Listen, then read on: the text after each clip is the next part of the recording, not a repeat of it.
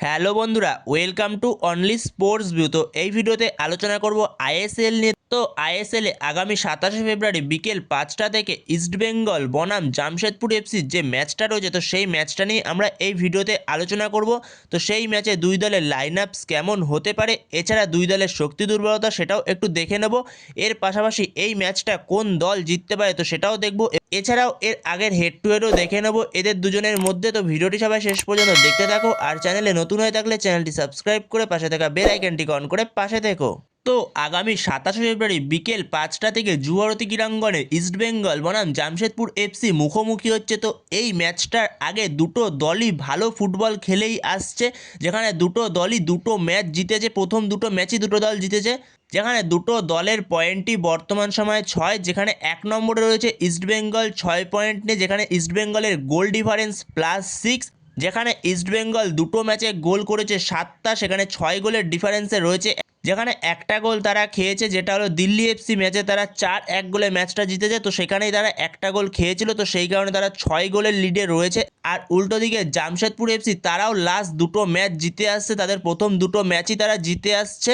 যেখানে জামশেদপুর এফসির পয়েন্টও 6, কিন্তু তারা গোল করেছে মাত্র দুটো।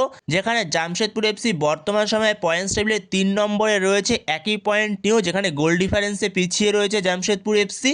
তো সেখানে ম্যাচটা খুবই হাড্ডাহাড্ডি হবে, এই বিষয়ে কোনো সন্দেহ নেই। যেখানে দুটো দলই বর্তমান সময়ে দারুণ দল, যেখানে জামশেদপুর এফসি দলটাও খুবই সুন্দর। যেখানে জামশেদপুর এফসির ডিফেন্স, মাঝমাঠ এবং অ্যাটাক সবকটা জায়গাতেই জামশেদপুর এফসি ভালো। যেখানে জামশেদপুর এফসির ডিফেন্সে স্টিফেন এজের মতো ডিফেন্ডার রয়েছে। এছাড়াও মাঝমাঠে ভারতীয়দের মধ্যে প্রণয় হালদার রয়েছে। এছাড়াও তাদের নতুন সাইন করা প্লেয়ার নিকোলাস স্টোজানোভিচ, এছাড়াও তারা সাইন করেছে মাদি থালালকে। এছাড়াও তাদের ওপরে স্ট্রাইকারে রয়েছে মেসি বাউলি। তো সেখানে যথেষ্ট ভালো স্কোয়াড জামশেদপুর এফসির স্কোয়াডটাও। তো সেখানে এই ম্যাচটা ইস্টবেঙ্গলের জন্য কিছুটা হলেও টাফ হতে চলেছে, যেখানে প্রথম দুটো ম্যাচের তুলনায় কিছুটা হলেও চাপ হতে চলেছে এই ম্যাচটায়। যেখানে জামশেদপুর এফসি যথেষ্ট ভালো দল, তারা যথেষ্ট ভালো ফুটবল খেলছে, প্রথম দুটো ম্যাচে যথেষ্ট ভালো ইমপ্রেসিভ ফুটবল খেলেছে।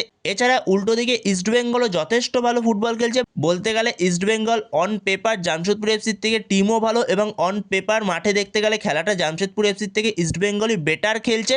কিন্তু এই ম্যাচটা ইস্টবেঙ্গলের জন্য কিছুটা হলেও চাপ হতে পারে, যেখানে জামশেদপুর এফসির মাঝমাঠ যথেষ্ট ভালো। এছাড়াও অ্যাটাকিংয়ের ক্ষেত্রে জামশেদপুর এফসির মাদি থালালের মতো প্লেয়ার রয়েছে, ওপরে মেসি বাউলি রয়েছে।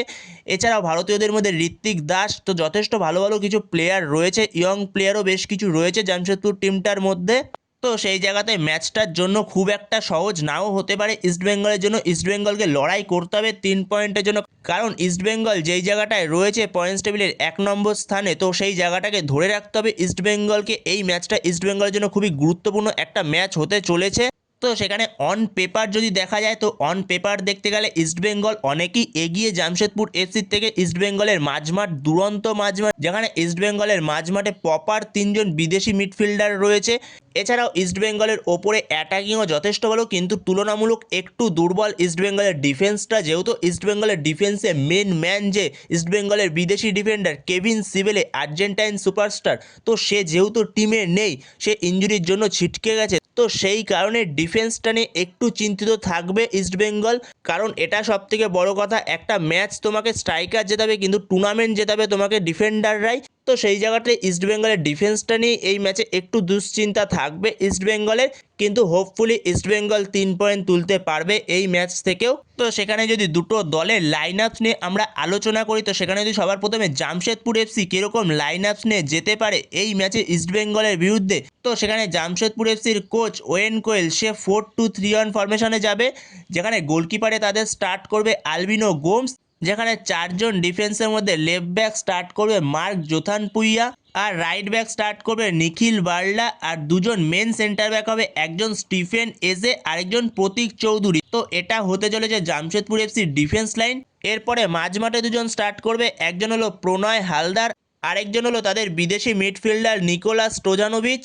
এরপরে অ্যাটাকিংয়ের ক্ষেত্রে দুদিকের উইং থেকে, লেফট উইং থেকে স্টার্ট করবে মোহাম্মদ সানান, আর রাইট উইং থেকে স্টার্ট করবে ঋত্বিক দাস। আর অ্যাজ এ অ্যাটাকিং মিডফিল্ডার নম্বর 10 রোলে সেক্ষেত্রে মাদি তালাল, আর ওপরে একজন স্ট্রাইকার হতে চলেছে মেসি বাউলি। তো এইটা হতে চলেছে জামশেদপুর এফসির লাইন আপস ইস্টবেঙ্গলের বিরুদ্ধে। তো এই লাইন আপস নিয়েই নামবে ওয়েন কোয়েল ইস্টবেঙ্গলের বিরুদ্ধে যুবভারতী ক্রীড়াঙ্গনে। তো এরপরে ইস্টবেঙ্গলের কোচ অস্কার ব্রুজন সে কীরকম লাইন আপস নিয়ে যেতে পারে জামশেদপুরের বিরুদ্ধে এই ম্যাচে। তো সেখানে অস্কার ব্রুজন সে 4-3-3 ফরমেশনে যাবে, যেখানে ইস্টবেঙ্গলের জন্য এই ম্যাচে একটা সুখবর হচ্ছে, সেটা হলো এই ম্যাচে ইস্টবেঙ্গলের হয়ে ফিরছে নাওরে মহেশ। সে হয়তো ফার্স্ট 11-এ স্টার্ট করবে না, কিন্তু পরবর্তী সময়ে তাকে সেকেন্ড হাফে নিয়ে আসবে কোচ, যেখানে নাওরে মহেশ আসা মানে অ্যাটাকিংয়ের ক্ষেত্রে আরও বেশি ভয়ঙ্কর হবে ইস্টবেঙ্গল। তো সেখানে ইস্টবেঙ্গলের গোলে স্টার্ট করবে প্রভসুগান সিং গিল, আর 4 জন ডিফেন্সের মধ্যে লেফট ব্যাক স্টার্ট করবে জয় গুপ্তা, রাইট ব্যাক স্টার্ট করবে জিকসন সিং, আর 2 জন মেন সেন্টার ব্যাক হবে, একজন হলো লালচুঙ্গুঙ্গা, আরেকজন হলো আনোয়ার আলী। তো এটা হতে চলেছে ইস্টবেঙ্গলের ডিফেন্স লাইন।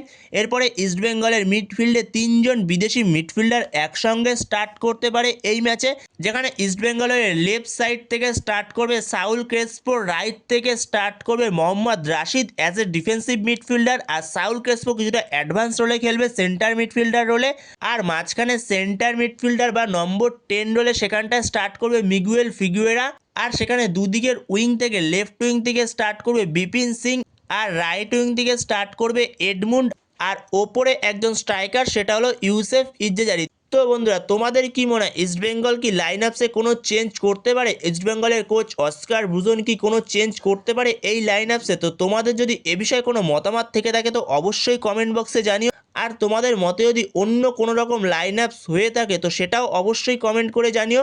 তো এই ভিডিওতে এই পর্যন্তই। তো এই ভিডিওতে এই আপডেটগুলো নিয়ে আলোচনা করার ছিল। তো ভিডিওটি ভালো লাগলে অবশ্যই লাইক শেয়ার সাবস্ক্রাইব করতে ভুলো না। তো নেক্সট ভিডিওতে দেখা হচ্ছে, ততক্ষণের জন্য বাই বাই।